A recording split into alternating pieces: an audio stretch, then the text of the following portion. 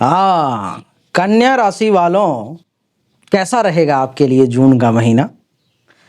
ग्रह की जो स्थिति है आपके लिए क्या दर्शा रही है, इसी विषय पे चर्चा करेंगे। कौन सा ग्रह आपको राजयोग कारक फल देगा तो कौन सा ग्रह आपको परेशान करेगा। ऐसा कौन सा उपाय करेंगे जिससे आपका भाग्य बदल जाएगा, तो ऐसा कौन सा उपाय करेंगे जिससे जो काम अब तक नहीं हुआ वो अब हो जाएगा। ऐसा क्या करेंगे जिससे कि अब तक जो आपसे पीछे रहने वाले लोग थे वो आगे निकल गए और आप पीछे रह गए, अब आप निकलेंगे और वो लोग पीछे रहेंगे। आइए इन सभी विषयों पर मैं एक एक करके चर्चा करते हैं। सबसे पहले चर्चा सूर्य से ही आरंभ करते हैं। 15 जून तक सूर्य आपके कुंडली के छठे भाव में विराजमान है। मेरे सामने में कन्या राशि वालों की कुंडली मैंने हाथ में रख रखी है। तो नवम भाव में सूर्य का 15 जून तक विराजमान होना क्या दर्शाता है? बहुत अच्छा रिजल्ट है आपके लिए। भाग्य का बहुत बड़ा साथ मिलने वाला है आपको। भाग्य भरोसे बहुत कुछ होने वाला है। भाग्य, ऐसा कहते हैं कई बार कि ऐसी घटनाएं इस पृथ्वी पर में कुछ लोगों के साथ होती हैं कि भाग्य बदल जाता है। एक फकीर भी राजा बन जाता है और एक राजा भी फकीर बन जाता है। इस समय में आपके लिए राजा बनने का योग है। जो काम अब तक नहीं हुआ वो अब होगा। सूर्य आपको भाग्य उदय करने का मौका देंगे। सूर्य आपको ऐसे कुछ अवसर 15 जून तक प्रदान करेंगे जिसमें आप कुछ लंबा हाथ, बड़ा हाथ मार सकते हो, कुछ बड़ा फायदा ले सकते हो। सूर्य का कुंडली के नवम भाव में बैठना धर्म का पालन करवाएंगे आपसे। धर्म के पथ पर चलेंगे। हमारे यहाँ एक कहावत है मिथिला में कि धर्म करैत जौ होए हानि तैयो नहीं छोड़ी धर्मक वाणी। अर्थात धर्म करने में अगर नुकसान भी हो जाए, आप देखते होंगे अपने माँ बाप दादा बुजुर्ग लोगों को देखते होंगे, बहुत सारे लोग ऐसे होंगे आपके भी कुल खानदान परिवार में, जो पूजा पाठ जब तब करने में तबीयत खराब हो जा रही है, पैसा का नुकसान हो रहा है, फिर भी वो काम कर रहे हैं। शरीर अस्वस्थ हो जा रहा है फिर भी नहीं छोड़ रहे, फिर भी कर रहे हैं। अच्छा, बहुत सारे ऐसे लोग हैं जो बीमार हैं फिर भी व्रत कर रहे हैं, पूजा कर रहे हैं, उपवास कर रहे हैं। ऐसा क्यों? ये वही वेद का प्रमाण है कि धर्म करैत जौ हुए हानि तैयो नहीं छोड़ी धर्मक बानी। अर्थात क्या अर्थ है इसका? यानी कि धर्म करते हुए अगर नुकसान भी हो जाए फिर भी धर्म के पथ पर चलें तो इसका परिणाम क्या होगा? तो धर्मो रक्षति धर्मः, जो धर्म की रक्षा करता है धर्म उसकी रक्षा करता है। अर्थात आप विपरीत से विपरीत परिस्थिति में भी आ जाएंगे ना, ग्रह कितना भी विपरीत हो जाए फिर भी धर्म आपको बचा ही लेगा, मरने नहीं देगा आपको। आप कितने भी विपरीत परिस्थिति में चले जाएंगे धर्म आपको निकाल लेगा उसमें से। यही धर्म की ताकत है। कुंडली के नवम भाव में सूर्य के बैठने के कारण कुछ ऐसे विशेष गुरु से आपकी मुलाकात हो सकती है जो आपकी जिंदगी को बदल सकते हैं अथवा आपके जिंदगी पर में बड़ा प्रभाव डाल सकते हैं। आपके जिंदगी पर में कुछ ऐसा कर सकते हैं जो आपको ऐसा लगे कि भाई भेंट हुआ किसी से, मुलाकात हुई किसी से। कुछ व्यक्ति ऐसे होते हैं जीवन में जो आपको एक ही बार मिलते हैं और अगर वो मिल गए तो फिर आपको जीवन आपकी बदल जाती है। तो ऐसे लोग आपको 15 जून तक मिलने वाले हैं। ससुराल से अगर कुछ लाभ वगैरह लेना चाहते हो तो सूर्य देव आपको दिलवा सकते हैं। 15 जून के बाद सूर्य कुंडली के 10वें भाव में सरकार से कुछ फायदा लेना चाहते हो वो मिल सकता है। पिता से लाभ मिल सकता है। पैतृक संपत्ति का फायदा मिल सकता है। पापा पैसा नहीं दे रहे थे अब देंगे, अब मिलेगा। दादाजी की संपत्ति थी जो टेंशन तनाव में चल रही थी, सुलझ नहीं पा रहा था, बंटवारा नहीं हो पा रहा था, चीजों को सुलझाने में बड़ी समस्या आ रही थी, अब सुलझ जाएगी। तो ये सब क्यों होगा? क्योंकि सूर्य 10वें भाव में पैतृक संपत्ति के घर में आ गया।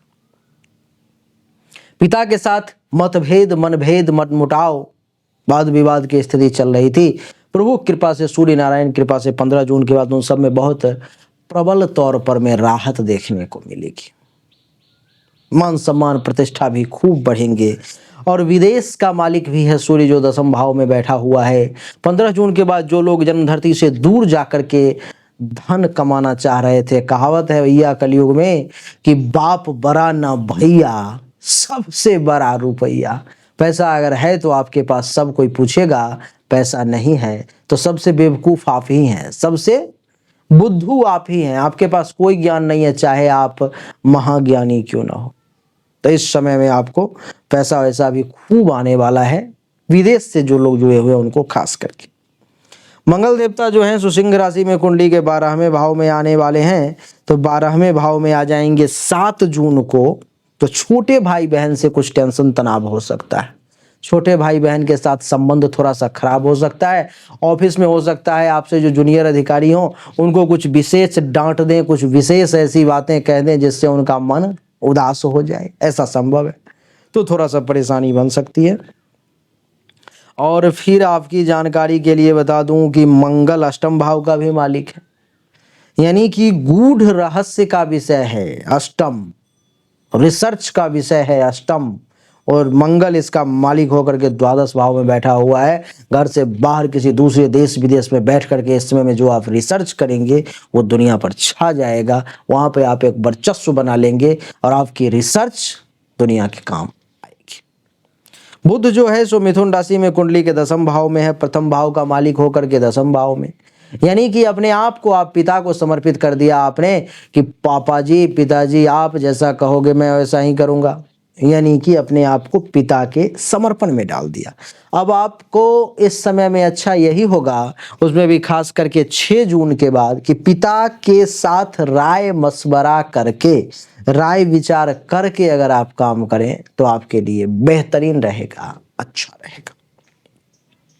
गुरु की बात करें तो गुरु भी मिथुन राशि में। अब माता का मालिक गुरु वो चला गया 10वें भाव में, यानी कि माँ भी आपके कंट्रोल में नहीं, यानी कि माता जी का मालिक जो गुरु है वो 10वें भाव में आ गया, यानी कि माता जी को उठा के पिता के घर में डाल दिया। अब आप ही सिर्फ पिता के कंट्रोल में नहीं है, आपकी माता भी पिता के कंट्रोल में है, यानी कि इस समय में आपके पिता का वर्चस्व ही आपके घर पर में चलेगा। और पिता के राय विचार से अगर आप काम करेंगे तो बड़ा लाभ ले पाएंगे, लंबा हाथ मार पाएंगे।